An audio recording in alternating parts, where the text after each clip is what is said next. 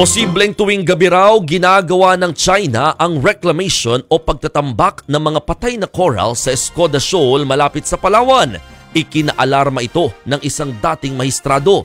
Indikasyon daw kasi ito na balak bakuran ng China ang West Philippine Sea. Yan ang pampagising na balita ni Gio Robles.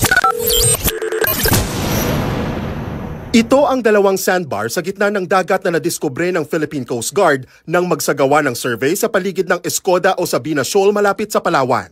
Nabuo ang mga sandbar dahil sa tinambak na patay at durug-durug na corals sa northeast portion ng bahura. Ayon sa PCG, bagamat hindi pa lumilitaw sa ibabaw ng dagat, may 10 lokasyon pa sa paligid ng Escoda Shoal ang nakitaan din nila ng mga tinambak na corals. Senyales ng nagbabadya raw na reclamation ng China.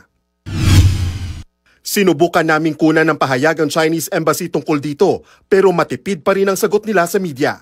PCG lang daw ang nag-iisip na sila ang may pakana nito. Pero sagot naman ng Coast Guard, bistado na nila ang China dahil marami silang ebidensya.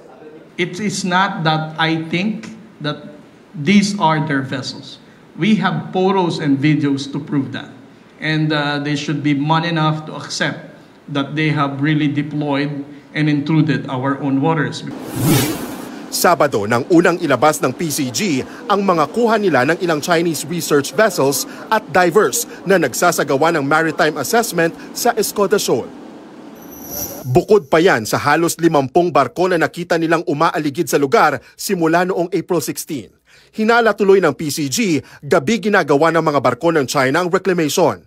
Pero hindi pa nila masabi kung gaano nakalawak ang natambakan ng mga koral. The Chinese, whether sanctioned by the state or not, have already came up with a study on how to do island building in making use of the coral reef, in making use of crushed corals. Sa ngayon, mag-iisang buwan ng bantay sarado ng pinakamalaking barko ng PCG na BRP Teresa Magbanwa ang Escoda Shoal. Pero tingin ni Retired Associate Justice Antonio Carpio, dapat magpadala na rin ng barko ang Philippine Navy. Dapat yung ating Coast Guard mag-station na ng Coast Guard vessel doon 24 hours a day. So our presence there kailangan. Dapat doon tayo para mainto any reclamation. Magpadala tayo ng Navy natin at pantayan. Third, apply na natin sila sa UNCLOS Tribunal for damage to the marine environment. Nasa 71 nautical miles o 132 kilometers lang ang layo ng Sabina sa bayan ng Rizal, Palawan. Bahagi rin ito ng Kalayaan Group of Islands at pasok na pasok sa ating 200 nautical miles na exclusive economic zone. Tingin ni Carpio, gustong bakuran ng China ang West Philippine Sea, kaya balak nilang magtayo ng artificial island sa Escoda Shoal. Kung mangyari kasi ito, mawawala ng access ang Pilipinas sa Recto Bank na nasa unahan lang ng Escoda at mayaman sa langis at natural gas. Ito rin ang ruta patungong Ayungin Shoal kung nasaan ang BRP Sierra Madre. So pag nasa Escoda Shoal ka, may artificial island ka, pwede mong i-harass yung mga Philippine construction of para kumuha ng gas sa reef bank.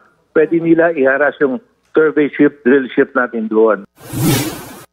Dahil sa paglapit ng reclamation ng China sa Palawan, naalarma na rin ang National Security Council. Inatasan na nila ang Coast Guard at militar na paigtingin ang surveillance at monitoring doon. This comes very close to Pag-asa Case 1, 2, and 3, partner, no? Again, crushed coral na naman. Obvious na it's from another place, nilagay doon, and now we are seeing it in Sabina Shoal. So, yes. We are alarmed by all of this development at kaya the National Task Force West Philippine Sea, led by Secretary Anyo, has already directed mas maigting na pagbabantay sa lahat ng mga features natin at lahat ng mga features within the West Philippine Sea, within our 200 nautical miles exclusive economic zone. Kasi wala pong magbabantay dyan kundi tayo. Nagbabalita mula sa Frontline, Gio Robles, News 5.